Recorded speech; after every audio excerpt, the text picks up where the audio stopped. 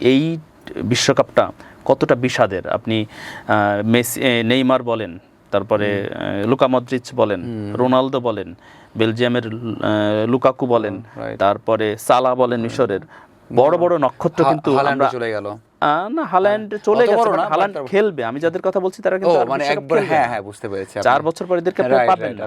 Luis Suarez তো নেই।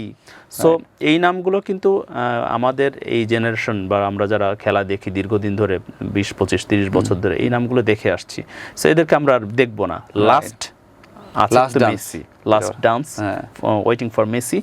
So দেখা যাক লাস্ট ডান্সে মেসি যদি কক্ষচ্যুত হয়ে যায় তাহলে আমরাও মানে একটা বড় একটা জেনারেশন মানে খেলার একটা থেকে আপনিও যদি মেসির বিপক্ষের ভক্ত হন তাও আপনি মিস করবেন। রাইট, মানে রোনালদো মেসি যে দৌড়টা, যেই মানে সেই রিয়াল মাদ্রিদ, বার্সেলোনার সেখান থেকে শুরু হওয়া, এটা সবাই মিস করবে।